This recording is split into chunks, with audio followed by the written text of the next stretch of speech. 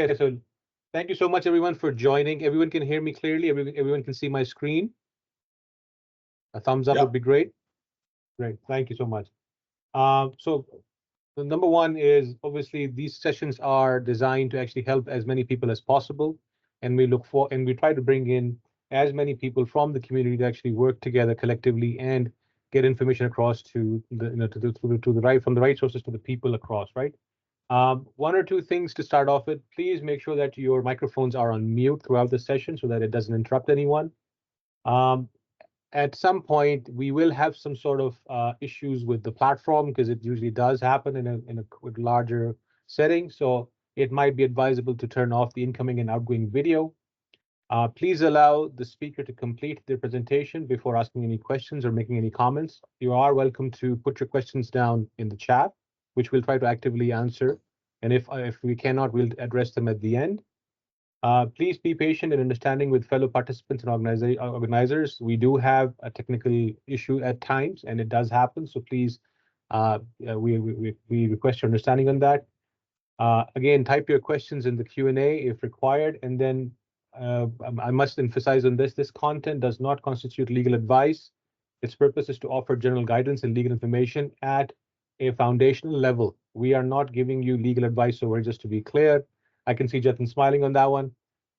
And for personalized legal advice, we recommend that you please talk to an immigration lawyer. We do have two of them on the call today, so just in case, FYI. Moving on, the agenda for now is pretty straightforward. We'll have a quick introduction session, then we'll do one section on the immigration processes and mechanisms. Then we'll do specifically, we brought in Rowan for these purposes to talk about the Canadian-Ukraine authorization for emergency travel updates. There are things in there that I believe, or we believe at PBLA, that people should be aware of. And at the end, we'll leave room for Q&A. So with that said, I will skip over to the introduction part. We have Mr. Jatin Shori, and Jatin, would you like to say a few words briefly? Yeah, sure. Absolutely, guys.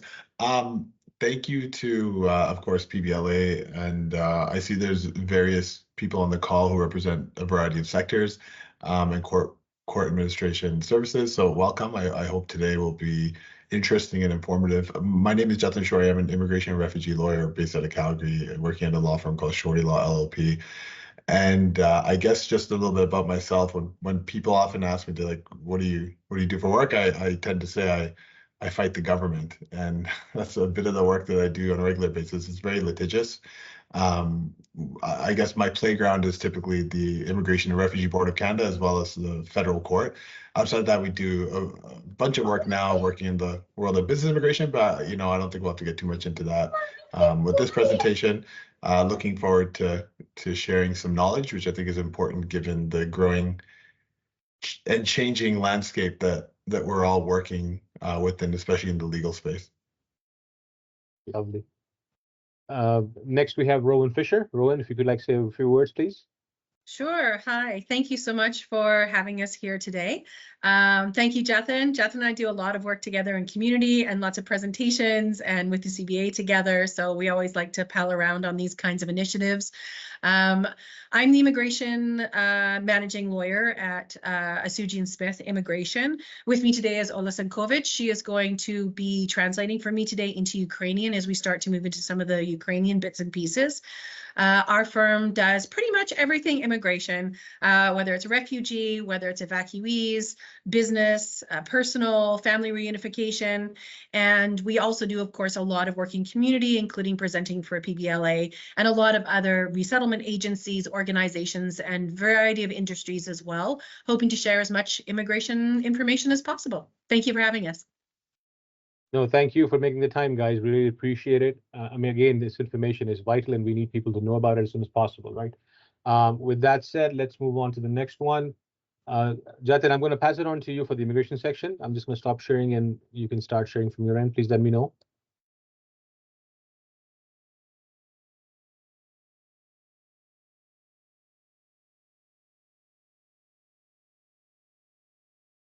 All righty. I'm assuming everyone can see my screen right now. So I basically today is going to be a very informal immigration 101.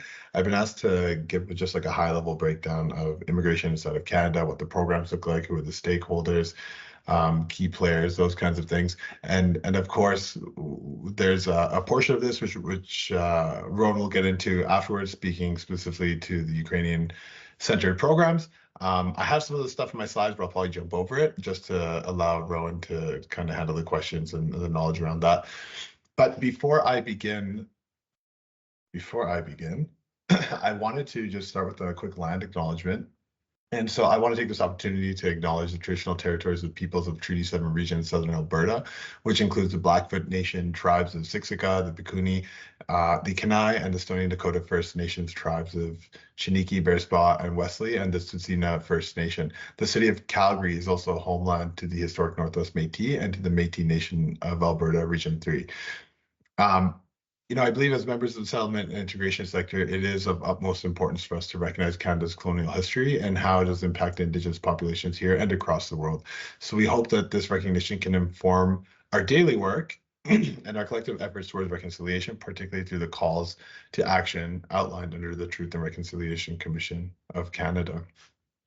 And I do recognize there's Alberta, and Alberta includes Edmonton and Calgary. I am based out of Calgary, and that's why I focus my land acknowledgement to Southern Alberta.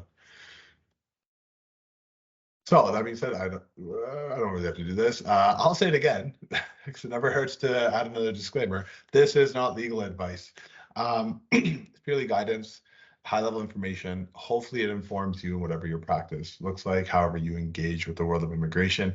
And as Rowan mentioned, I mean, our firms have a pretty good philosophy around working with a variety of sector service providers, and we're always happy to get on a call to talk about immigration, talk specific files, or just kind of walk through any types of issues you may be facing with the clients that you deal with. So it's if you've by chance run into a program we did last year through the Alberta Association of Immigrant Serving Agencies, or ASA, I did a very similar kind of immigration 101 presentation for them last year, and this is going to follow on theme with that. But the idea here is, I think getting better versed with the world of immigration inside of Canada, understanding the different programs. Again, like I said, the departments, where is immigration going? And then talking about just, well, I won't get too much into immigration law because I think there's no need to go into that. But it's always good to know what kind of resources exist and kind of where all this information is found from a legislative standpoint. So probably come across workers, students, and visa holders. These are individuals in our world that we call foreign nationals, and this is all handled under the temporary resident program inside of Canada. So ultimately, the temporary resident program is probably it's probably one of the busiest streams of business for immigration. And temporary residents are often individuals, you could say, with the least amount of protective recourse when it comes to any types of immigration issues that they may face. Deportation is a good example where the law has really clearly laid out just under what circumstances temporary residents virtually will face removal. And when you compare that with permanent residents, you'll see very often that permanent residents have a lot more protected when it comes to the types of systems that exist inside of Canada and the type of ways that they can try and challenge any type of decision that may result in removal. High-level workers are temporary foreign workers. They are people with the legal right to work inside of Canada. They're often come in various forms. Most people are under what we call a closed work permit or an employer-specific work permit. So virtually they work for a specific employer at a specific location, and they're not and they're not really individuals who have a lot of flexibility and freedom to navigate through different employers. So it's tough because we often see like a really common scenario is a person is working for one company, and all of a sudden that company cannot, handle. They can't keep them employed for whatever reason any longer. Or we see situations where workers may be employed for one company and then they realize later on they're actually being a little swindled into working for multiple companies. So understanding temporary foreign worker rights and the conditions under which they're allowed to work is incredibly important to ensure that they remain as protected as possible. International students, like super hot topic in the world of immigration right now, if you've been following the news in any way, shape, or form, inside of Canada at least. International students are, again, just like workers, they're on study permits. They're given authorization to study inside of Canada.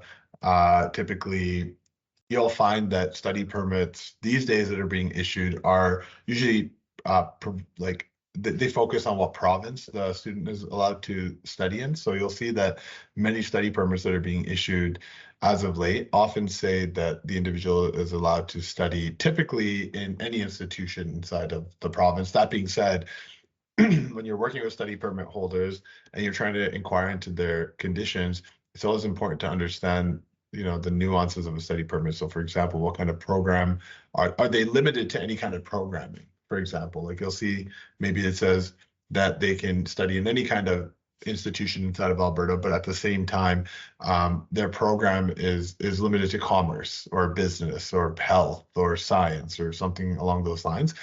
So just one, again, common scenario that we see when we're dealing with people in settlement or in the not-for-profit world or in these high-risk, vulnerable environments where they're confused about how to really understand how the study permit has been structured. And then lastly, there's visitor visa holders, really straightforward. These are individuals whose purpose of visit is typically temporary. It's usually tourism, or maybe it's a family visit. They can't work, they can't study for the most part.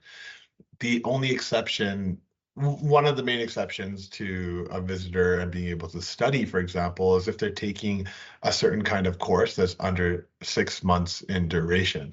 So sometimes people will come here on a visitor visa and upgrade their English, super common situation.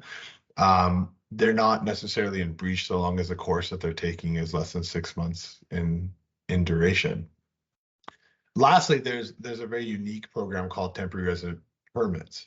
And so I don't want you to get that confused with a temporary resident visa. A temporary resident visa is just a long form of a visitor visa, but a temporary resident permit is traditionally for those who are inadmissible to Canada. So these are people who typically are residing outside of Canada and they want to enter Canada, but they can't come in because maybe they have a criminal record from like years ago, or maybe they have some other ground of inadmissibility into the country. It could be medical, it could be for past misrepresentations or what have you.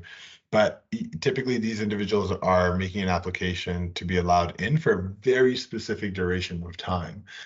We worked with a musician once, and what happened was that this musician had like a DUI from the States, and because of that DUI, I don't know, is anyone hearing that background noise?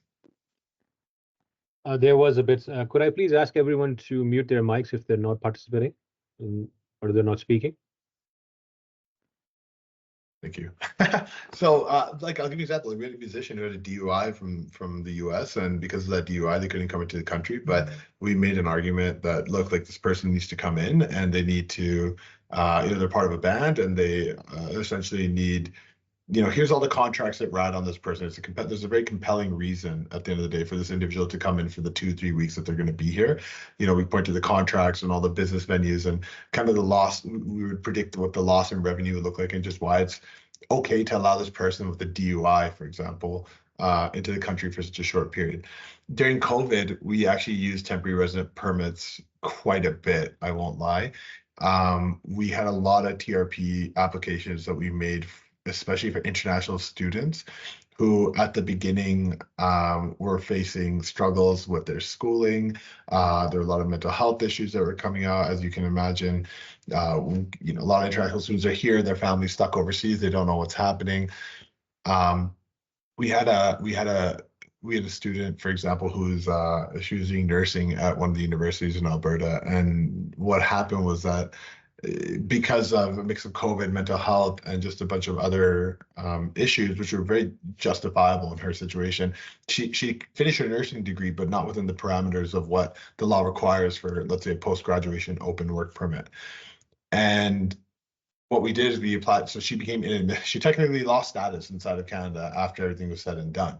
So this is a situation where somebody inside of Canada who does not have any immigration status may be able to apply for a temporary resident permit, because technically speaking, if you do not have status inside of Canada, then you're actually inadmissible for not having status inside of Canada. So the idea there was, we're going to make a pitch to the government and explain to them how, all these factors played a role in their inability to finish school, or at least apply for the post-graduation open work permit, which typically follows most international students who are completing school. They go from school to open work permit and so on. And then generally ask for a 3-year temporary resident permit with the open work permit. So the other piece of the TRP, the temporary resident permit, that's really unique is that you can ask for open work permits and study permits so long as the temporary resident permit is issued for 6 months or more. So very kind of unique fix for certain people who fit the bill. The reality is though they take an incredibly long time to process. The person I was just referring to, I mentioned her because we actually got the approval, I want to say in December or maybe even January, and that was 1.5 years after we had filed it. So it was, we had a couple of those, but this one was really crazy. So immigration, generally speaking, if you want to take away anything from that whole piece, it is slow. Inside of Canada, it's not something that's necessarily super fast, or the processing happens in any kind of time that we wish it would happen in. So when you're working in the immigration world, be ready to expect slow processing times or slower processing times than you'd wish, unless you, of course, come from certain parts of the world that are exempt from certain requirements, like a visitor visa. So that leads to the next category of individuals inside of Canada, and those are permanent residents. And so a permanent resident is essentially an individual who has very likely, if you're inside of Canada, you've gone through maybe international studies and then worked your way into getting an open work permit, and then eventually applied for PR. And I'll explain later what that world looks like. Or you could be somebody who just straight came on a work permit and then eventually applied for permanent residency. Or you were potentially sponsored by a family member from overseas, and then acquired permanent residency upon landing inside of Canada. There's another category of economic immigration called express entry, and I'll get into that in a second.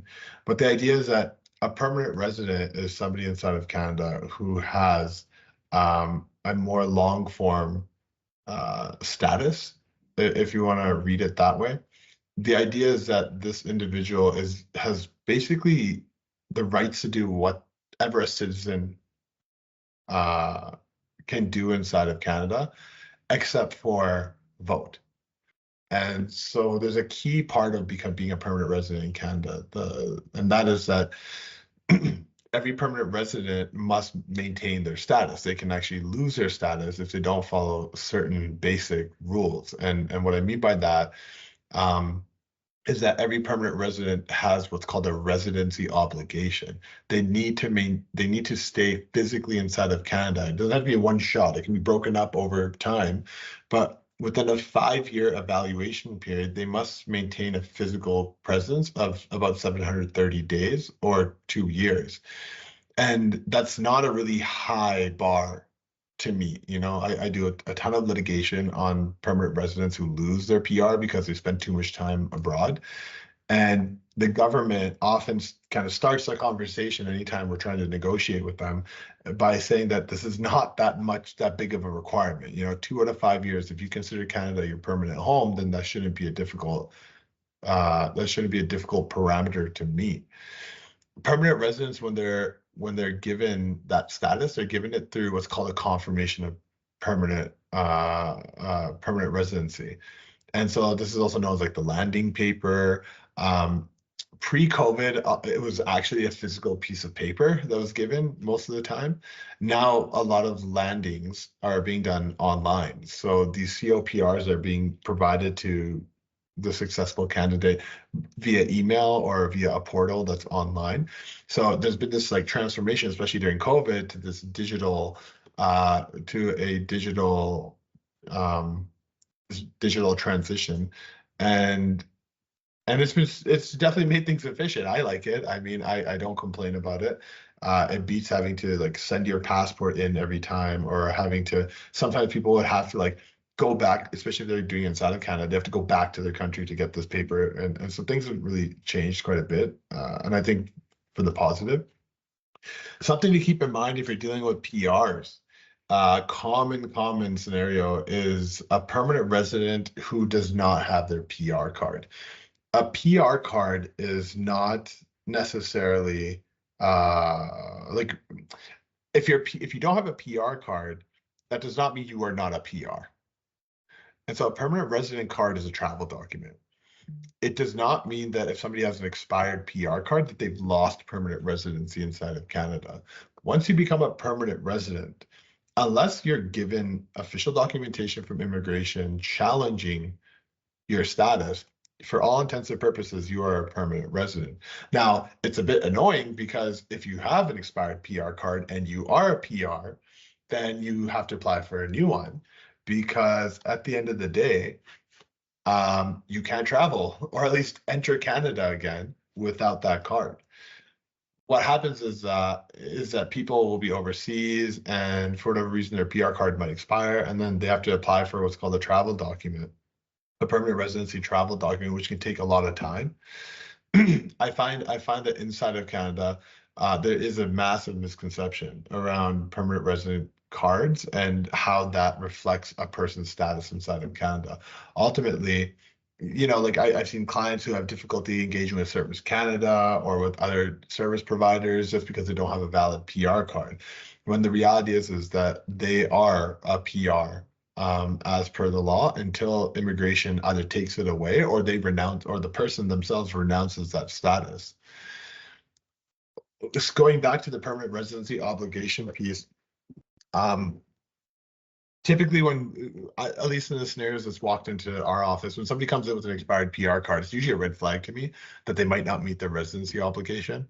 And so we often spend a lot of time asking questions around why the PR card expired, how much time have they been inside of Canada, just all the different factors that go into that assessment. Because what can happen is that your PR card might expire, you might be inside of Canada, but then you apply for a new PR card, and that's where you get flagged for not meeting the requirement. Then you can potentially lose your PR, and if you lose your PR, then you have to appeal, and it just becomes a big cycle and like this emotional roller coaster for a lot of these clients. And so ultimately, PR cards are still important, don't get me wrong, but if you work with people who claim their PR but their PR card expired, don't take that as don't right away just assume then that they are not actually PRs inside of Canada. For refugees, in the legislation, there's really you could say like two categories of we say protection that exists. So one is the convention refugee, and that's derived from a definition provided by the United Nations. And then the other is a protected person. So the idea is that if you don't fit the definition of a convention refugee, the question becomes, do you still need protection inside of Canada for whatever reasons? Refugees are essentially people, and I mean, if the definition is that there's a fear of persecution through a nexus to a bunch of enumerated factors that are found in the laws, like your political opinions, your sexual identity, it may be because of your race or your gender, those kinds of things. But the idea is that because of some, let's say, innate characteristic of yourself, you're facing a personal risk. And that's both subjective and objective. So it's not easy, in my opinion, to say you can be a refugee inside of Canada. You can just come here and claim refugee status or protection under the protected person status. Being a refugee requires you to overcome a ton of hurdles. And oftentimes these are individuals Again, if you're working in spaces where you come across people with these vulnerable experiences, these are often individuals who don't have the best sense of the immigration system. They're not usually equipped when they come here with all the perfect, kinds of evidence they need to claim protection or to make their applications. And so these are usually just some of the most vulnerable groups of individuals inside the country. There's a difference between a refugee and a PR.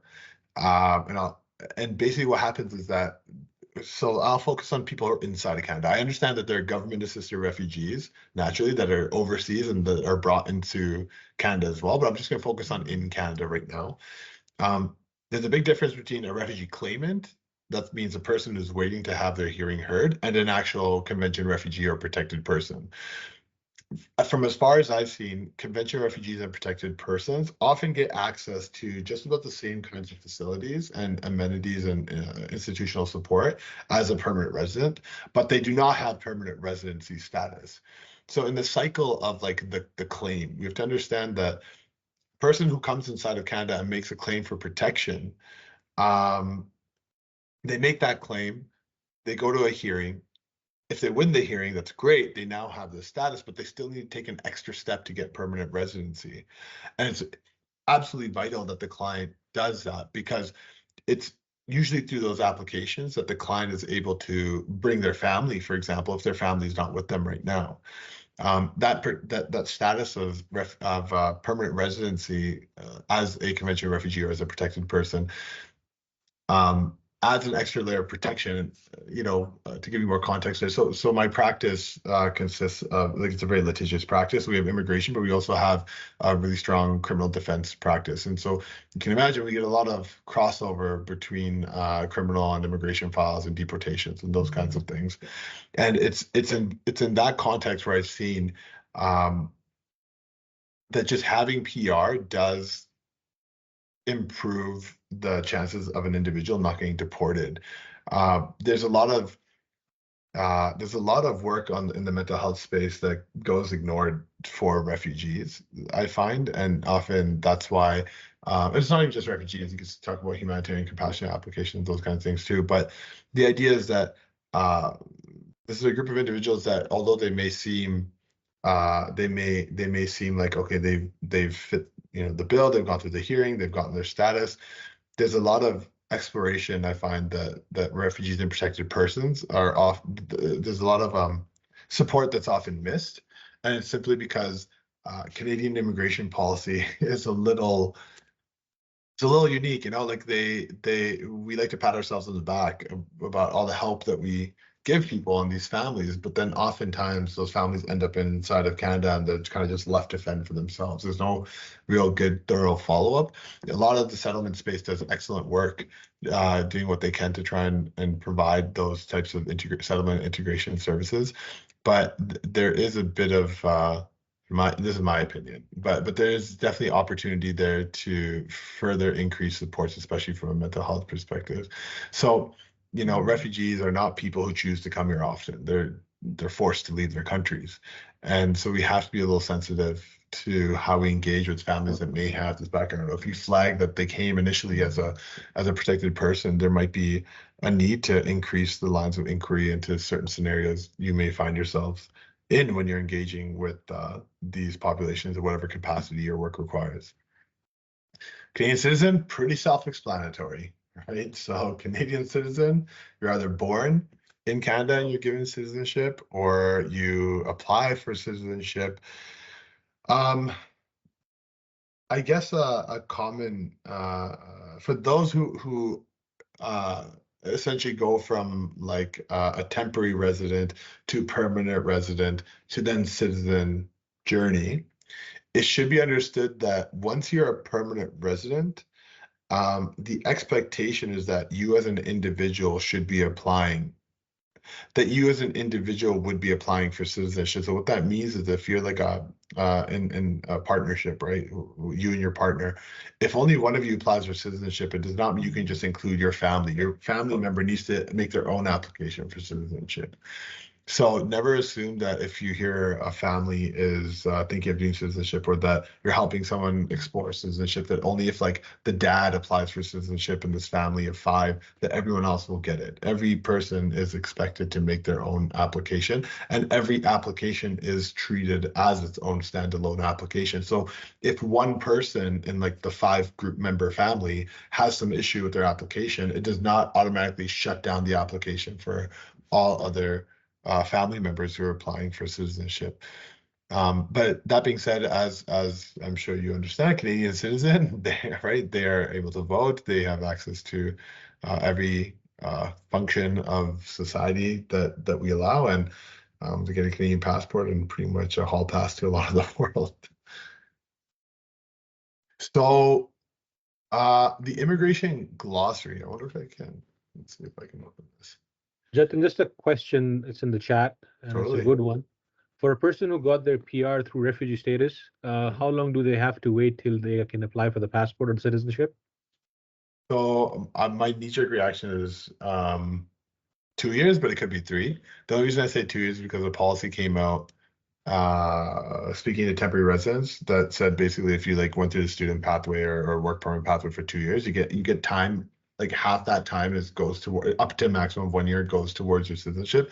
I can look that up after, but generally speaking, it's going to be either 2 or 3 years that they can apply for citizenship, and they should.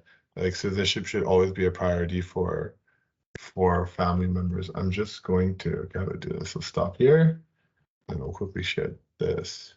So this is just more like for information purposes. You know, you saw the link, and I'll go back to it. But the idea is that this is not a bad place to look up certain definitions if you don't understand what that means. Is because immigration does define matters quite differently. Just because you might have a more, let's say, common sense, a more common sense understanding of it, that immigration will also define it the same way. So we go, you know, when I first started practicing immigration law, I went here a lot. I don't go here as much, but if you're trying to get in tune with the type of language that's being used in the world of immigration, you come across words like, oh, what does that mean? The immigration glossary is not a bad place to start. And the world of immigration is the website, if you've ever been on the website, is not always the most friendliest place to navigate through, but it's a good place to start. Some of the sections are really well laid out. Other sections are maybe not as well laid out. Another place I'd recommend, I mean, if you are taking notes, but is looking at the operation manuals. And so this is like the Bible of immigration, if you want to call it that. So this is deep insight into how immigration processes applications. And again, it's very high level, but it's an excellent place to start when you're dealing with certain issues. So you can see they've categorized it. They used to have individual manuals before, but they just made it all online. Then there's a few like very specific issues that can be found here. But again, it's to give you some insight into just how does the world of immigration actually think about the issues that you might be facing. How do I, okay. And no, that's not what it. It's my first time, sorry. Okay, going back to this. So who are the key stakeholders in the world of immigration? The most obvious one is IRCC, Immigration, Refugee, Citizenship Canada. We also have ESDC, and so ESDC gets really involved in the temporary foreign worker space for the most part. And so employers often have to engage with ESDC when they're trying to get the right type of permits. They're called labor market impact assessments, LMIAs, or if they're trying to do some kind of business-related immigration, so maybe they move intercompany transfers or those kinds of things. But ESDC basically keeps employers accountable when it comes to hiring temporary foreign workers, making sure there's no workplace abuse, those kinds of things. The CBSA is like our immigration police. So CBSA, they manage deportations, they manage, for those who are like customs, that's all CBSA. You know, when you go to the airport or when you drive in from the US, you're dealing with the CBSA. And then Immigration and Refugee Board of Canada, that is a tribunal. And so that is where you will see, for the most part, it is permanent residents on one end who are having to engage with the IRB. So these are PRs who are losing status for the most part. And then there's the refugee side of it as well. So the Immigration and Refugee Board is broken up into 4 different divisions, and they're right there. So the Refugee Protection Division, the Refugee Appeal Division, Immigration Division, and the Immigration Appeal Division. So the Refugee Protection Division, very self-explanatory. It's where claimants go to make their claims and to basically have their hearing. If they lose, then they only, and they have a right of appeal, then they will go to the Refugee Appeal Division. The Refugee Protection Division, for most instances, is a physical hearing where you're face-to-face. The Refugee Appeal Division is predominantly a paper-based process. So you're making paper submissions, and it's not common to have a Refugee Appeal Division hearing. The Immigration Division is basically where all admissibility decisions begin. So if you're facing a criminal record, if you're losing your PR status for maybe not meeting the residency obligation, or for not for having engaged in misrepresentation, then the Immigration Division is where you would have your admissibility hearing. At the same time, the Immigration Division is where you have a hearing regarding detention. So people who are on immigration detention, for example, temporary residents, let's look at them. You might have somebody who's underground. I'd say a significant portion of my clients are underground. And if they get caught, it doesn't mean we're just like harboring them and protecting them. We have obviously a strategy in mind, but the idea is that if they get caught, then they will have to face a detention review, right? It's like bail in the immigration world, except for the immigration world does not engage that heavily with the Charter of Rights and Freedoms. And so you'll find that detention reviews can often be a little frustrating. That's not to say, I mean, current case law that's come out at the Supreme Court and the federal and the Federal Court of Appeal speaks to some of these, crossovers between charter rights and immigration detention. But overall, detention reviews are a very stressful process, and they're very expensive, not because lawyers cost a lot, but because the CBSA often asks for bondspersons, and they often ask for like $3,000 to $5,000 to $7,000 from the family to put into a bond that just sits there. That's a lot of money for a lot of families to bring up just out of the blue. So the Immigration Division handles detention reviews and admissibility hearings, and then the Immigration Appeal Division, like it kind of sounds, it handles appeals. These are spousal sponsorships that have been denied from overseas. These are people with criminal inadmissibility who are issued a removal order, people with misrepresentation. Maybe I have a client right now in a city or a town that I won't name. It's not Calgary, but the point is that they were the victims of like this massive immigration fraud scheme, and like a bunch of fake documents went into their application, and now we're essentially fighting at the Immigration Appeal Division on humanitarian compassionate grounds to allow them to maintain their permanent residency status. So it's a very intense place. You do at the Immigration and Refugee Board of Canada, you're basically some will say you're fighting. I will say you're working with the Canadian Border Service Agency, and you're often with a person who's known as Minister's Counsel or the Minister's Representative. So these are special divisions of the CBSA that are specifically focused on the IRB, and these are advocates in a way, but they're basically officers that you work with and hopefully settle these matters with before they get to a point of a hearing.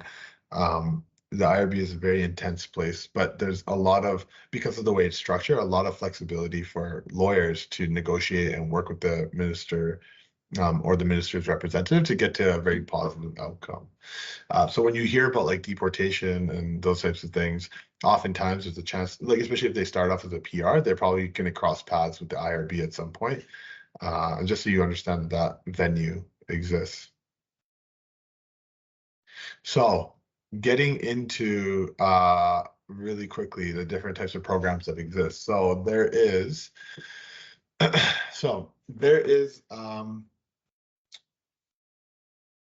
three really main ways of getting permanent residency inside of Canada. So there's the economic pathway, there's the family pathway, and then there's the refugee and protection pathway. A fourth one is the humanitarian compassionate pathway. and I'll speak to that later, but let's just kind of go through what is very clearly laid out for us. So the economic pathway to Canada is predominantly through a program called Express Entry. So you may have heard of people saying, oh, I'm going through like the point system. And so that's what this is referring to.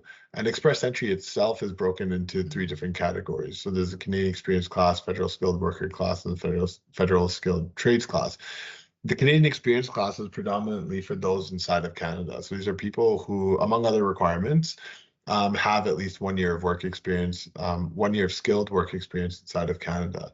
The Federal Skilled Worker class is often those who are actually outside of Canada. So you may hear from time to time people say, oh, I came to a skilled worker program. And what that means is that they, because of perhaps their language, their work experience, their age, their family ties, their education, they were able to meet the number of points that were required for them to get an invitation to apply. And so essentially they're sitting overseas in their home country or wherever they're working out of, maybe it's not their home country, but they were given the invitation to come here. The government of Canada is saying, hey, listen, you know, you kind of fit this like mold of labor needs that we have. And we'd like to invite you. We think you're a good candidate for successful economic integration into our society. And the Federal Skilled Trades class just focuses mostly same idea, but from a trades perspective.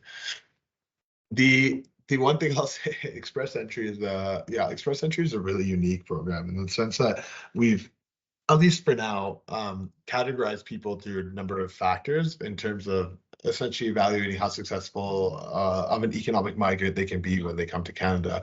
But funny enough, it's some of those very experiences that get you into Canada that are completely dismissed when you enter Canada. And so I'm talking about education and international and foreign work experience. Oftentimes, economic migrants, they come here and then they learn that, oh, I need to upgrade my education, or my foreign credentials aren't going to be recognized, or my foreign skill experience is not going to be recognized because the employers in this country are looking for more localized experience. So it's kind of ironic in that sense. I think these days there's a bit of a shift in attitude in policy direction in terms of where economic immigration is going, and just how I think more targeted it needs to be based on a high level of what are Canada's labor needs, right? We like, it's good to, you know, obviously it's very impressive if you have a master's degree and you have all this, you know, this kind of skill set, but is that really reflected? Do we really need like thousands of master's degree holders inside of Canada? That's the definition of success. No, I think there's a variety of skills and a range of skills and jobs that are required across the board. And so Express Entry is kind of going through this like soul searching right now. And this is happening in conjunction actually with the provinces. So the provincial nominee program is maybe something you may have heard of, you might have more familiarity with. If like in Alberta, it's the Alberta Advantage Immigrant Nominee Program, AEINP. But the main point is that each province across the country has its own provincial nominee program. So the idea here is that the province will nominate a local, like will nominate you being in that province if you meet the program criteria for a permanent residency.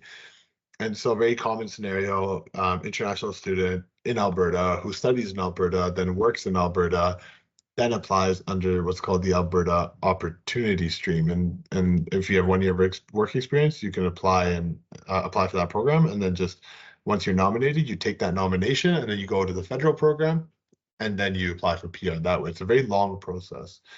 I'll share that, you know, AOS, so Alberta Opportunity Stream is shut down right now, and they actually shut it down maybe like 3 weeks ago now, which is really, really stressful for economic migrants right now inside of Alberta. What I just explained to you, that student to work permit to PR pathway, it's actually a very straightforward pathway. And it was actually one of the best pathways inside of Canada when it comes to just like transparency and just how straightforward it was. But that program has been shut down. So temporary foreign workers who are on closed work permits, in most job categories, all they have to do is work for a year. And after working for a year, they can apply for a nomination. And once they're nominated, then they can apply for PR, and you're guaranteed PR. That whole process for a work permit holder would take maybe 3 to 4 years. International students, it would be completion of school and then another, let's say 3 years or so. And that entire pathway has been shut down. Right now in the province of Alberta, there's There was one, targeted pathway for hospitality and tourism that opened up and shut down within minutes just because it got overflowed. But it seems like the provincial government inside of Alberta is taking this industry-specific approach where they're just going to be creating different pathways for different industries. Like I've heard that there's one happening for construction soon. There's an accelerated tech pathway that already exists. But there's a lot of people who are relying on and were dependent on this very clean and straightforward pathway for permanent residency that are at this very moment incredibly confused on what they need to do. What we're telling most of our clients who are relying on that pathway is to continue working and to apply for the express entry program. Each province, while it has its own PNP program, you have to understand that like in Alberta, there's probably about 6 or 7 different programs within their provincial nominee program. So Alberta Opportunity Stream is the one I described. There's a bunch of entrepreneur programs. There's Alberta Tech Pathway. There's also the Alberta Express Entry. And so the idea here is that if you initially came and studied here, or if you worked here right away in Alberta, then depending, as long as it's skilled, what's defined as skilled work, and we can, go to the glossary if you want to understand what that means, and I can explain later, but keeping time in mind, we're telling most of our clients to just make express entry profiles and to indicate Alberta as their target destination and hope for an invitation to the Alberta Express Entry program. It seems that the federal government is shifting more and more responsibility to the provinces to pick their own economic migrants. And so the provincial nominee program is beginning to play quite a bit of a role when it comes to that kind of selection and that kind of strategic labor force building that's happening, that's been happening over the last couple of months and will probably continue on towards the end of this year. And also, Bilal, like if there's questions, please stop me at any time. I can't see the questions, so I don't know if there's people who are asking things. So the family class is another common stream as well. And the family class looks at primarily spouses and dependent children. And then there's the parents and grandparents stream as well. And the parents and grandparents stream typically opens up once a year. The idea is that you're a sponsor inside of Canada, you meet the certain requirements, income requirements, what have you. You put your name in the hat. If you're selected, then congratulations, you get to sponsor your parents. And it's called a lottery system. It's kind of been the way this has been done for quite some time. Otherwise, if you're looking at spouses, there's 2 streams to it. There's the overseas spouse or common law partner or conjugal partner, or there's the in Canada spousal stream. And both have generally the same kind of requirements. There's just different recourse to appeals if you are refused for whatever reason. Dependent children are kids who are 21 and under. And then adopted children, other relatives. Other relatives is just like it refers to a category of qualified applicants. That means people who can be sponsored in very specific scenarios. There's quite a few of them, and I'm not going to get into it. But the idea is that we get questions from time to time. It's like, oh, I want to sponsor my brother, or I want to sponsor my I don't know, my family, my uncle or my aunt or what have you. And most of the time we're gonna be like, that's not possible. There's no pathway for that. But there have been times where we have had it done, and it's under very, very unique circumstances, and they're very intense applications. But generally speaking, those that come through the family class stream are through these pathways. So I'm going to talk about domestic violence really quickly, which is a bit of a shift, but outside of just like traditional immigration law, domestic violence situations are really common in terms of the types of inquiries we get around this program for those who don't understand how to handle a marital breakdown, for example. And what happens is every sponsor is responsible for the person that they sponsored for at least 3 years. And it just depends on which category you're going into. But when I say responsible, it means they're responsible for that person's social welfare. And what happens from time to time is that somebody who has been sponsored to Canada, there's a marital breakdown, for example. And because of that marital breakdown, that person who was sponsored has to get social welfare. the provincial government will actually keep tabs on how much that person takes out from social welfare and then bill the sponsor if that amount is taken within that 3-year period from when that person first came to Canada.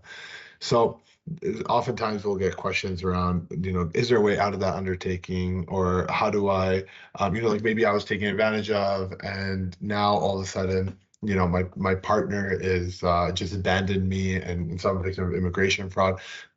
The short version of it all is that immigration will essentially tell you too bad.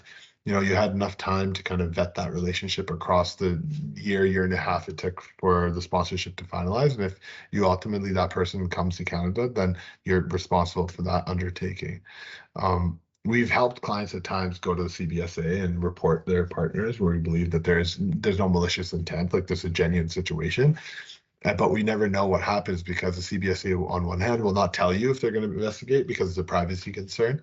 And so we're really cautious to tell clients that, yeah, we can get, their partner under the lens of immigration. We don't really promise those kinds of things.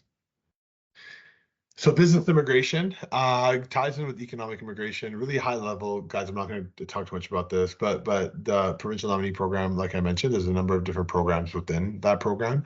Some of them are focused on entrepreneurs. And then Canada has a really unique program called the Startup Visa program. And it's also going through a bit of a revamp, I'd say. So it's just there's a lot of bad players that were taking advantage of this program, and so the federal government's going through and really auditing a lot of the designated entities that are involved in the process. But the idea is that Canada wants to attract startups, right? And so they've created a direct pathway to permanent residency that exists through this program, through the Startup Visa business class. Then there's other programs. So there's self-employed persons, there's caregivers. Caregivers is a really common situation.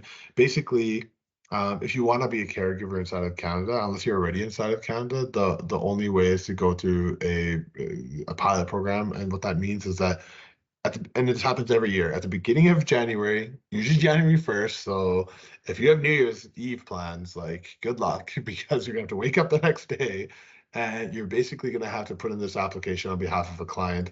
And it fills up really quickly, but there's different caregiving programs for children with needs, for adults with needs, and families across that spectrum that essentially you have to first apply for that program, then you can apply for a work permit afterwards. So the program's transformed quite a bit because before you could have families apply for the LMIA, the Labor Market Impact Assessment, and then apply for a caregiver after the fact, but that's changed substantively. So humanitarian compassionate cases are probably like the third most common type of application we do in our office, and we get a lot of inquiries on the H&C grants, and most of the time we say no, you won't fit. But when we do have confidence in putting together an application, they're incredibly expensive and they're incredibly time consuming. And at the end of the day, anyone that we ever flag, whether it's through the clinics that we volunteer at or different types of settings where we're just giving advice, if we flag that an agency application is likely required and we're not the lawyer on it, we will push this person to get a lawyer. I don't care if it's us or somebody else, but it's somebody who knows what they're doing. But the idea is that humanitarian compassion cases are probably the one stream that I would never recommend someone try solo without themselves. There are hundreds of pages of documents. They're a mix of unique evidence that clients might not even think of, because a humanitarian compassionate application can be a standalone PR application, or it can be something that's requested within a PR application already. So as a lawyer, if we flag some complication in somebody's like economic pathway, economic application, then we'll probably recommend that you should do an H&C inside of it as well, and here's why. The humanitarian compassionate stream, is like the Hail Mary of immigration. You're essentially telling the government, you're essentially saying, listen, I know that the economic pathways exist. I know the family sponsorship pathways exist. I understand the refugee stream exists, but I can't apply for any of them, and here's why. And I need to make this humanitarian compassionate application of PR because I have exceptional circumstances that Canadians would agree that I should get PR. I know that there's hundreds of thousands of people in line going through a proper pathway, but I deserve a break, and here's why. And so there's a lot of room for immigration, this is IRCC, in terms of their discretion and to be able to navigate through to like deny on whatever grounds. So you're kind of just throwing everything you can at this application, and then of course with legal research to explain to the officer why you deserve or your client deserves this type of relief. There are other pilots that exist. The Atlantic Immigration Pilot, I think, is actually a full program now, so I probably didn't change that. But there are other different pilots. So the immigration is ever evolving inside of Canada. You know, there is a it really is. It never ends, and there's immigration is a very interesting space to practice law. I mean, it's there's new changes all the time. I won't click on this, but there's something called program delivery updates. I highly recommend. Like I have that tabbed as one of my first things I read every single day, and it's just gives you constant updates of what's going on in immigration, where programs have changed, where other policies may have come in. You know, or how they've evolved. And so they're very quick notices to understand just and keep your finger on the beat with what's going on. So COVID-19, right? Like, of course, COVID-19 had an impact on immigration. There's a lot of stuff going on with passport services that slowed down. A bunch of new policies are coming out. There's something called ministerial instructions, which are basically Parliament or like the immigration department coming out with like just new rules that they're kind of just like they're like building the plane and flying it at the same time. And that's what it felt like for the first 2 months of COVID as an immigration lawyer. Every day you're one, figuring out you're not going to the office, so what are you going to do all day? And then two, you're reading ministerial instructions, and just every like other day Parliament was like, oh, this is now how immigrations work. No, actually, you know what, this is how immigration is going to work. So it's a very stressful time during COVID-19, but we're seeing today that the effects of COVID-19, the effects on processing, the effects on people's expectations and just the kind of delays that are happening in immigration continue today, and they'll probably last for another like 3 to 4 years, just given how much the backlog has grown over time. There are new programs that came out recently. Of course, we know the special programs for Afghan refugees. I believe it's closed now. There's discussions of potentially increasing it in terms of the numbers. One of the biggest downfalls, if you work in this space at all, of this program was that it was very, very targeted towards very specific categories of people. And a lot of family members still got left behind and remain left behind. And so that's probably one of the biggest struggles coming out of, at least on the immigration side, I can say, of this program. I mean, it's great that we did something, I won't deny, but I think there's a lot of room here for a conversation to be had on whether or not this program responds to everything. And then lastly, a lot of the families that come here, I mean, they're still up until like, so I sit on the board for the Calgary Bridge Foundation for Youth, and if you know about it, it's a youth settlement organization. And so I've been hearing a lot about how Afghan families that came here are still struggling to integrate and still struggling to receive the kind of supports that are probably required for these families still who are traumatized and have to like really just escape a very stressful situation. So a lot of room there, but Canada does have a humanitarian focus and does what they can to try and build these types of programs. I'm not going to talk about Ukraine because I'm going to leave that for Rowan. Okay, we're getting close to the end, I promise. This is, I always like to kind of throw facts out there, and I like to do some research. And so if you go online, Stats Canada released a report on immigration a couple of years ago, and I still use it. I'm sure there's like a new one that's going to come out this year, I suspect, because they're long overdue, quite frankly, for another report on immigration. But the idea is to kind of help you understand the trajectory of immigration and understanding, where's immigration going? I mean, over 50% of the immigrant population in the next 10 years or so is going to be of Asian descent. At least that's what's expected, right? There's a huge uptake in second generation individuals, meaning kids like me. I'm a second generation immigrant, where they're the children of people who migrated here from other parts of the world. We're seeing the vast majority want to live in cities. And it's like Toronto, Montreal, Vancouver, Calgary, right? Cities are going to be the place of attraction for a lot of these families that are coming into Canada. And we don't know if that's necessarily, I mean, we suspect that's not going to be the best. So there's a lot of push, for example, from the provincial nominee programs towards rural migration and trying to make it more attractive to these families to essentially immigrate into smaller towns and smaller areas and build those economies up. So quite a bit of effort, I'd say, at least from Alberta's perspective, to continue to foster that kind of energy. I guess this is coming close to the end here. For the most part, know who you're working with. Immigration fraud, I know Rowan will agree with this. Immigration fraud is our biggest problem.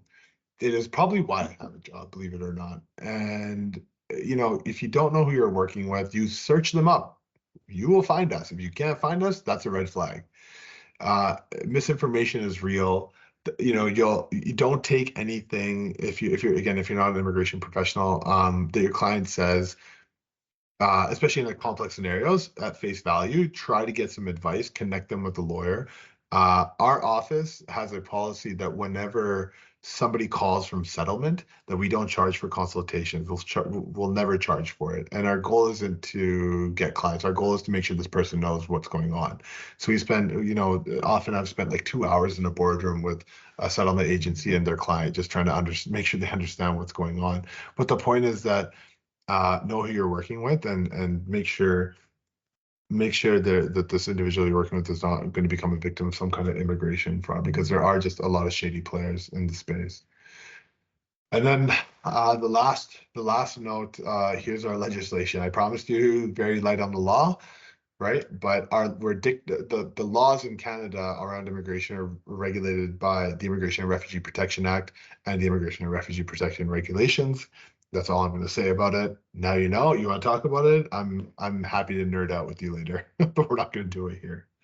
And then I have questions, but I'm gonna get off of this slide. And Bilal, I guess I'll let you, and then Rowan, also please feel free to jump in now and kind of take over. I'm just gonna stop sharing. Hope this is informative, guys. Happy to answer questions after Rowan's piece here. Thanks. Thank you, Justin. Very informative. I think very key bits of information in that presentation. And what we'll do is post this discussion, and at the end of the webinar, we'll share those links with the participants and send them out through the same email. Awesome. Great. Rowan, are you there? Oh, there you go. I couldn't see you. I am here. Okay. Thank you, Jethan. That was awesome. It was such a good rundown and a great overview. And I think it's important to know that lots and lots of this applies, of course, directly to Ukrainians as well.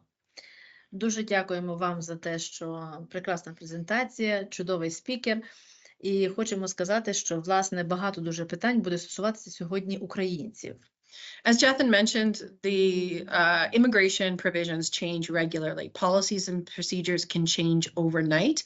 And we've seen that several times with regards to policies about the QIT visa and Ukrainians.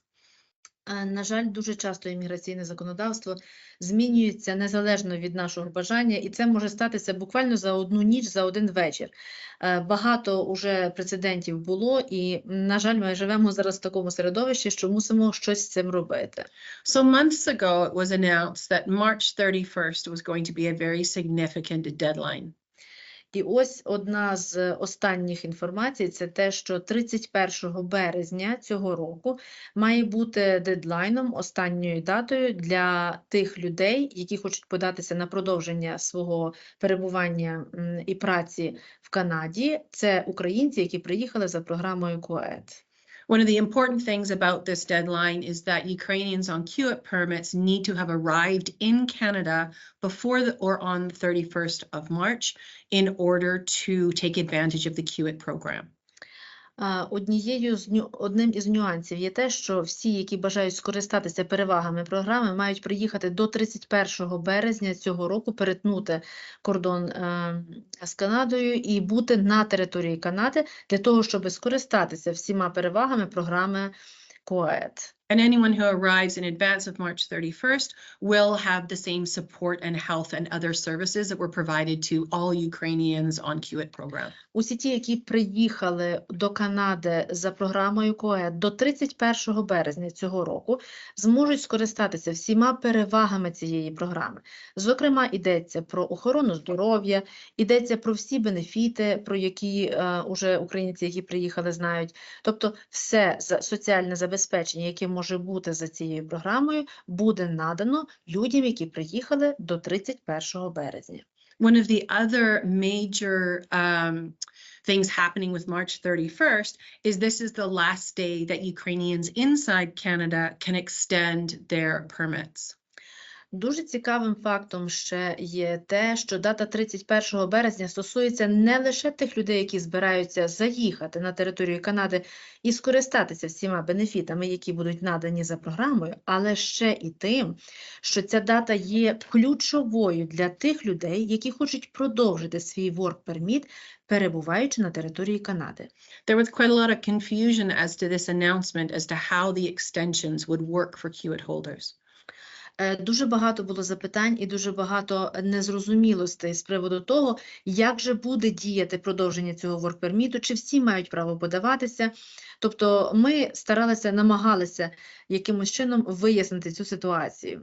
In conversation with the Ukrainian helpline, the IRCC direct line for Ukrainians, they informed us that Ukrainians will be able to extend their permits for up to 3 years. За останньою інформацією, ми зв'язувалися, зокрема, Роуан зв'язувалася із IRCC, зокрема, з тими людьми, які відповідають за продовження work-пермітів і можуть надати легальну інформацію. І вони підтвердили, що дійсно українці, які приїхали за програмою КОЕД, мають право податися на продовження свого work-перміту, перебуваючи уже тут. До 3 років. So this is coming up quite fast.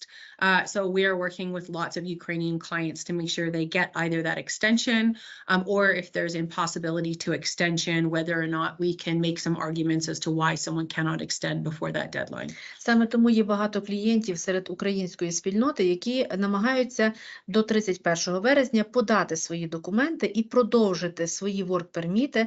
Вони дозволені на подовження саме до 3 років, на термін до 3 років. І ми працюємо з українською спільнотою саме у цій царині. And there are special considerations with regards to people who cannot get a passport for any reason. It's just very, very important to explain the situation and why a passport renewal is not possible. Є випадки, коли люди мають проблеми з паспортом. Ви знаєте, що зараз дуже багато людей не можуть оформити собі паспорт через довгі черги і так далі. Тому ми працюємо із цим типом людей, ми пояснюємо ситуацію і здебільшого йдуть людям на зустріч. So for the moment, as QIT permits expire, QIT permit holders are going to need to transfer to other kinds of permits. Оскільки вже виходить термін дії програми, то треба буде подаватися на інші якісь речі, які зможуть дозволити людині перебувати легально на території Канади. Which is where everything what Jethan was talking about comes into play for Ukrainians, because once that QIT permit expires, then Ukrainians are going to need to look out, like everyone else, for other ways to acquire either temporary residence in order to stay in Canada, or even look at permanent residence opportunities.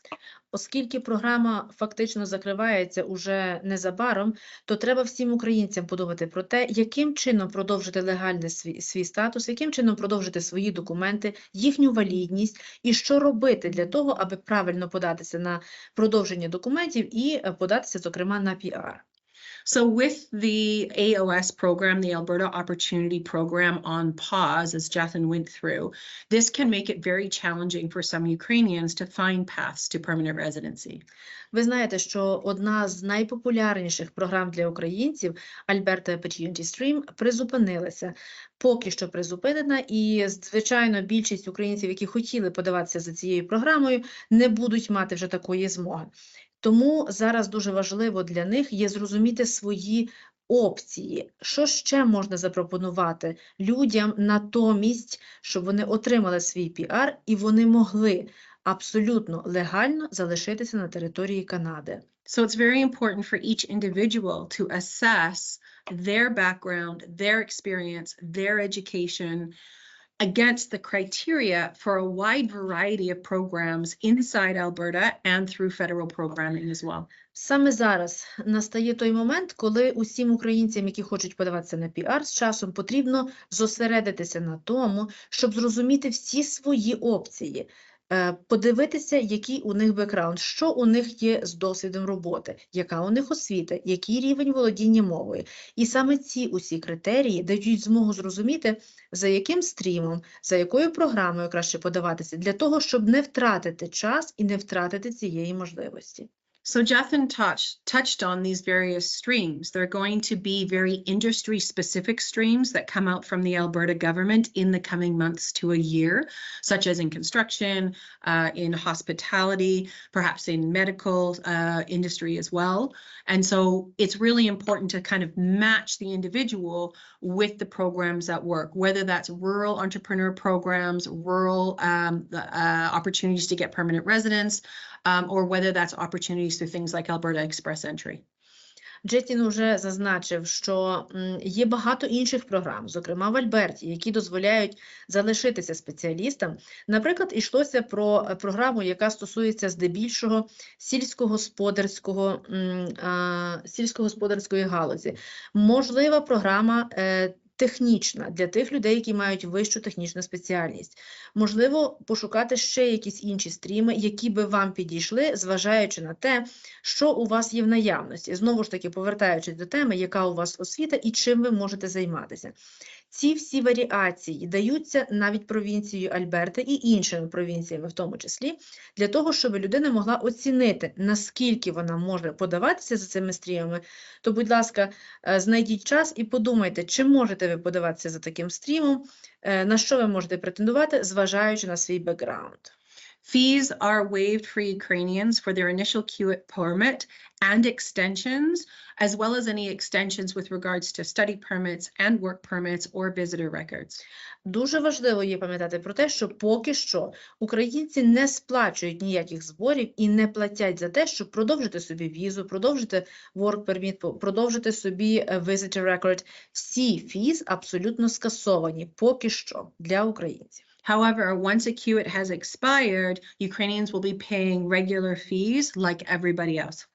Але ви ж розумієте, що із закінченням програми, а вона, нагадую, закінчується 31 березня, ми знову будемо мати ситуацію, коли українцям потрібно буде оплачувати усі збори. We have a Ukrainian team here at Asuji and Smith with a Ukrainian lawyer. We've got support from a Ukrainian lawyer who is transferring her status into Canada right now. And of course, Ola as well, working with us on the assistance team. So if anyone needs more information in Ukrainian or in English on any of the Ukrainian measures on transferring to permanent residence from the QIT permit, please reach out and let us know. We do presentations at both St. Mary's and at St. Vladimir's. We present with the Women's Centre of Calgary and at CWA, and of course with Pro Bono Law Alberta. And we're totally open to coming and chatting in Ukrainian and or English about any of these topics going forward. So just please give us a call and let us know. У нашій чудовій компанії Asuji and Smith Lawyers у нас є цілий імміграційний відділ з головним юристом Роуан. Ще у нас працює українка, яка говорить українською, російською, паштою. Її звати Анджела Саїд, і вона презентує свої послуги для тих людей, які хочуть залишитися в Канаді, отримати свій піар і перейти від статусу резидента до піар. А таким чином ми можемо запропонувати вам консультації українською мовою, можемо запропонувати повну підтримку. І в межах нашої підтримки ми проводимо презентації, в тому числі в церквах, зокрема в церкві Святого Володимира і в церкві Святої Марії. Ці презентації є абсолютно безкоштовними. Будь-хто може зареєструватися і прийти на презентацію. Навіть якщо не зареєстрований, це не біда. Приходьте, послухайте, ми вам чим можемо, тим допоможемо. Тобто весь спектр імміграційних послуг для українців у нас представлений. Будь ласка, звертайтеся. And with that, I'll turn it back to Bilal, and we can probably take some questions with Jathan as needed. Будь ласка, запитання. Wow, thank you so much, guys. I mean, very, very key pieces of information that we need to make people aware of, and hopefully people benefited from the discussion today. Now we'll open it up for just general Q&A. If there's any other questions or any other points that Jatin you want to cover before we do that? No? Okay. So does anyone have any questions in the group? Please fire away. Yeah, I can recognize it was intensely information overload. That's just kind of how this goes. So I think Kristen has a question. Go for it.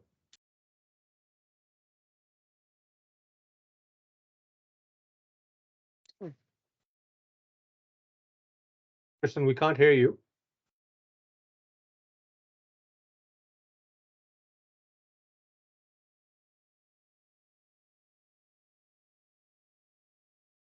Would you like to type it up in the chat, maybe? Maybe you're having some difficulties connecting.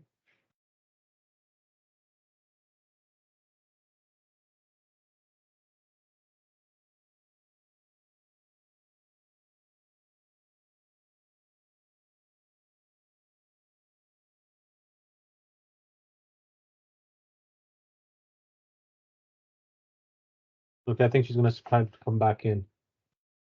Anyone else, please, if there's any other questions?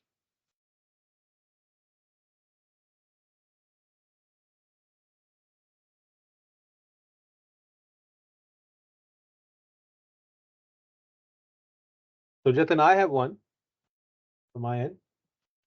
When we talked about the family tracks, of like people coming in and basically applying for visa from the for their family members, there's one track that I'm aware of, which is the parent visa, right? So it's for the parents you apply through, I think, the lottery system that you talked about. Is that still working, or has that been, currently been decommissioned? Because the last time I checked, nothing was going on in that one. I don't know if it ever worked, but the reality is that what you're referring to. So traditionally what happened was that every year, usually in January, sponsors inside of Canada would get an opportunity to put their name in the hat for consideration. And then COVID hit. And basically over COVID, like the expected timeline for when the portal would open changed. And, in the middle of COVID, like it opened up in April, then maybe later on it opened up the next year in September, those kinds of things. So there's very weird like timelines when that portal opened up. The idea is that every year is supposed to be a fresh portal with fresh applicants or the fresh candidates who want to announce that they want to sponsor. The last few draws of names have been from a portal that was created, I think, in like the end of 2021, maybe, yeah, right, end of 2021. And that's really frustrating for a lot of families because those who may not have qualified in 2021 now qualified today.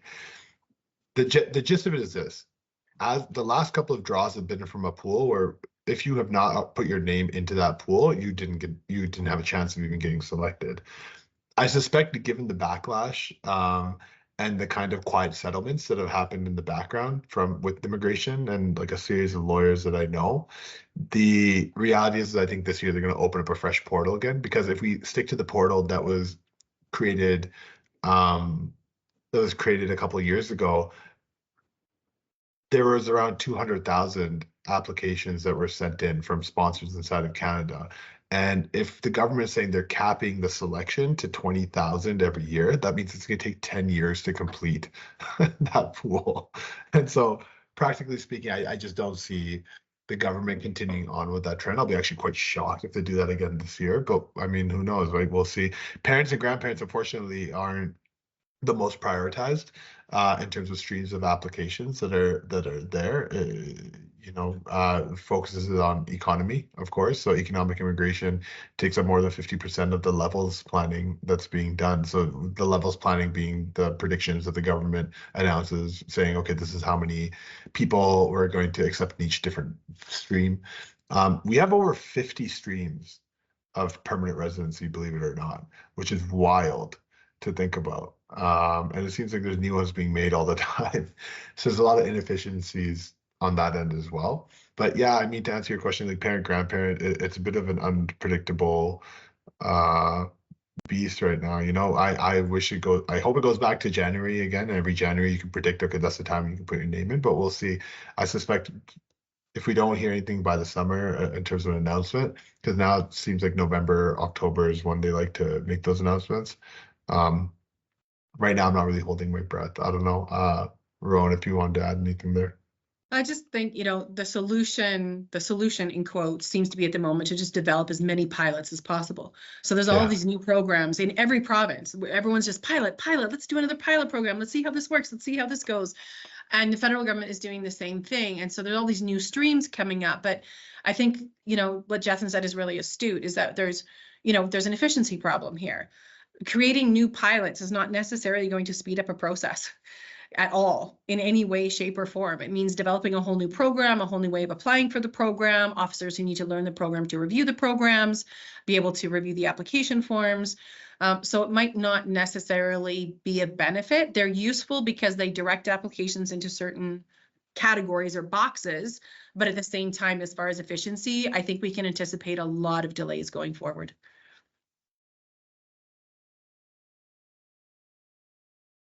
Understood.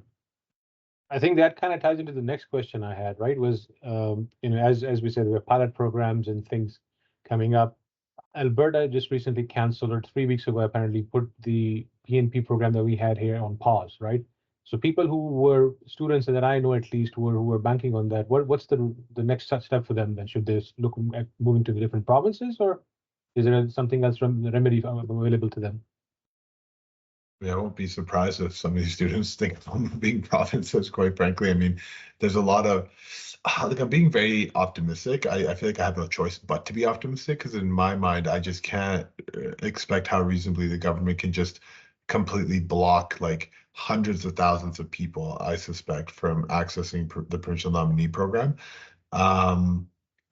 The reality, so the provincial nominee program itself is not shut down. It's just one category is shut down, but that category is busy. Like that's 90%, 95% of the business that program actually takes on.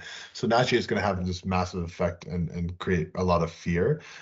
Those who are, we're close to hitting their 1 year, for example, and qualifying are out of luck right now. What I'm telling you, I said this in my presentation. I said express entry is probably the only option right now. Just push for it, try for it. The thing about express entry is that because it's split into federal and provincial streams, so federal is where everyone has to apply, and then the provinces like data mine from the federal pool and start saying, okay, we're going to issue invitations left, right, and center based on whatever criteria, which they don't really well advertise. That they give you like a very generic, okay, if you kind of have these factors around your application, then you have a higher chance of being selected. But the beauty of Alberta express entry is that where the federal pool, I think the law, like you posted, so I read like you posted in the chat that the most recent invitation, I think it's like almost 2,800 invitations, right? I don't think you put the points in there, but on the federal, when you look at the federal program, the points are very high, 490s to 500s. So that's a really high program. Like before COVID, these programs were at like 470, 460, and even 450, which is huge. Like that's a big difference. The Alberta Express entry system actually selects anyone from 300 to above. So there are people with like points in the 300s and the low 400s who are getting selected. My receptionist literally got selected through Express entry. And it's not to say that she like is not a skilled worker. It's just based on the criteria set by immigration. She had no business being selected by Express entry, but she was selected to the province. I think her score was like 415 or 420 or something. She came straight from high school and went right into her education. And she also studied outside of Alberta. So right now I'm pushing every client, if they have skilled work experience, right to express entry. I'm saying just put your name in the hat there, select Alberta, and hope for an invitation. And if you have a couple of years in your work permit, I predict that you will be okay. If you're coming to the finish line, yeah, that's going to be a really stressful transition. And there's really no answers for you. And I think it's, important to, keep an eye on the pilots. As much as I say, pilots are kind of popping up all over the place, and those are delays. We want clients to, we want to assess and see, are there pilot programs that do help this person? So, I think express entry is like the way to go and the number one place to check. Would you qualify for Alberta express entry? And then also have a look, see like, what are your skill base? Are you fitting into a construction, a hospitality, a, new medical industry, stream? There may be a number of things that change over the coming months. So as you're getting closer to the year of work, remember, these things change. These pilots change, the programs change, the application requirements and eligibility change. So make sure you do a really fluid and broad-based assessment. Make sure you're working, with someone like Jethan and myself who, have a legitimate business, who work hard, who really, really want to help fellow immigrants out, and who are going to do the assessment that are needed. You want to have a broad-based assessment because you never know what's going to happen in 2 months by the time you're ready to apply. So keep your eyes open and ears open on what's happening in Alberta. And like Jethan, I am trying to remain optimistic that we're going to get, a number of people, but we totally appreciate how difficult it is for so many people who maybe do not fit into these streams. And now they may be stuck doing temporary work for a longer period of time in Alberta for sure. Yep, thank you so much. So basically what I'm hearing from you guys for now is hang in there, apply for the Express Entry program, choose Alberta as the province of interest, and then, keep your fingers crossed. And don't lose hope. Yep. But I understand the point about keeping an eye and your hand on the pulse of things, because things change. I know from my own experience when I was applying, during the program or during my application, there was a change in the system which allowed me to get more points, right? Which kind of put me above the hurdle to get qualified and be called in for the invite, right? So definitely a very, very, very valid point. I think one more question from my side, and then hopefully we'll have people, unless there's a question from the attendees, please feel free to jump in.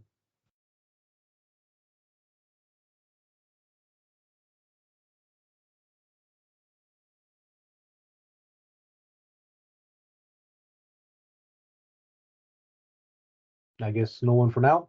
If you have a question, please feel free to enter it into the chat as well.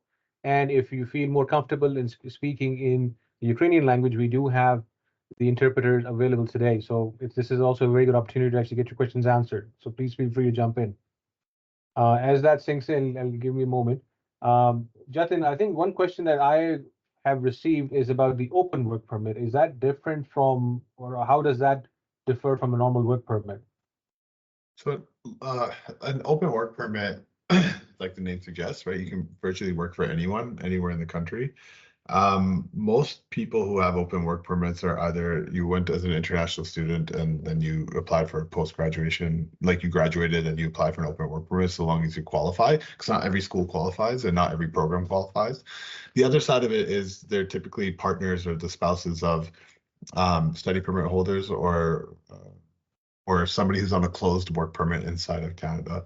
I guess the last way of accessing the open work permit is if you have an application for permanent, if you're inside of Canada and you have an application for permanent residency that's ongoing, there are streams for open work permits there as well. So even in Canada, spousal application, or if you're doing some kind of PNP application, there are certain points in the application where you may be able to convert to an open work permit. But there is no, I had somebody, I had this, and this is where misinformation comes in. So I had this inquiry come in probably last week, and buddy was just like, listen, I've been told that you can come to Canada and then you come as a visitor, you apply for an open work permit. I was like, oh, okay. I was like, let's just slow down there, right? And so there's no program where you come to Canada and do an open work permit. Let me just make that clear. There are specific scenarios, like I just mentioned, where you might be able to do that. But even to better understand this, it was not until very recently, and it was a COVID influenced policy, where visitor visa holders inside of Canada could switch to a work permit, being a closed work permit for the most part. If you already have a partner of a international student or a work permit holder, then you already had access to opening the door towards open work permits. Does that, I don't know, Bilal, does that answer your question? Yep, it does actually. Interesting point about people thinking that they can convert the visitor visa into a work permit. I've actually heard that as well. I've had that question asked as well. Yeah, I mean, it's specific scenarios, right? Like you can probably do that, but that requires, for the most part, you to have some kind of partner inside of Canada who's on a study permit or on a work permit themselves, in a specific category. So most people, no, you can't just come here just create an open work permit because that's not the law here. I think that was just the case during COVID, right? So that was an exception that was done at that time, and it would probably will not be carried over for the long term. There was a small Right. moment. There was a small moment. And I mean, as they say, they were few and far between. So let's see what happens then. Mhm. Okay, so any other questions from anyone in the attendees? I'll check the chat as well.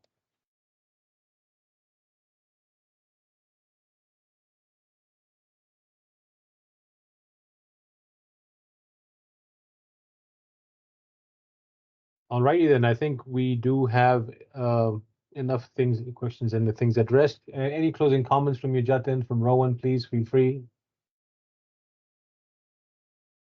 No, I think nothing on my end. Ron, I'll let you finish it off. I'll just say quickly, guys, like there are very few people who practice this space as as actively as we do. Ron and I both have the I think the experience and the benefit of being involved outside of just like everyday practice in a number of different sectors and organizations that allows us to kind of keep our finger on the beat of things. So we're always happy to get involved in just high level discussions if they come across your desk. It could be on immigration policy. It could be on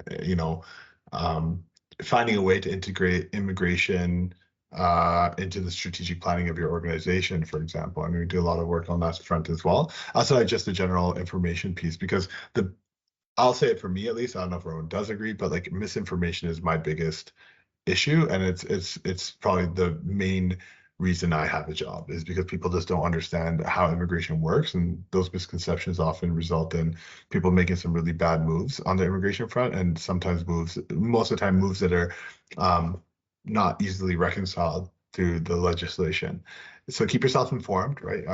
Our firms are probably really, really happy to chat if you just want to bounce ideas or talk specific case files. No worries there. I'll let you finish, Ron. Yeah, absolutely. I think it's, there's so many places to get immigration information, and there's so much poor information out there. And so, making sure you've got the right resources, making sure you've got the right contacts, to be able to have these discussions, like Jatin says, at a high level, whether that's from an industry specific level, whether that's from an organizational level, from a particular business, perspective. What is going on? How is it going to impact your business, your industry, your agency? It's really important to bring people in to have panel discussions, to do some work with your teams, to try and figure out how you as an organization can get that information out there. And I think that's why Jeff and I love being involved, with Pro Bono Law Alberta and all these wonderful initiatives that they're putting forward this year, is because we get to disseminate as much information to as many people as possible, outside of our roles as lawyers and as running law firms. I think we both relish and enjoy the community aspect of this and being able to help as many people as possible. So please keep that in mind as you go forward, and reach out anytime. Thank you. Thank you very much, guys. Ladies and gentlemen, we will be concluding this webinar for now. A follow-up email will include the details for contact information for both Jatin and Rowan, along with the references to all the websites and other resources that Jatin had pointed out and Rowan had pointed out. If there's nothing else for today, thank you so much for joining, and we look forward to helping you guys out in the future. And please feel free to reach out to Rowan and Jatin at any point in time, or even PBLA itself. Thank you so Thanks, much. guys. Take care. Thank you.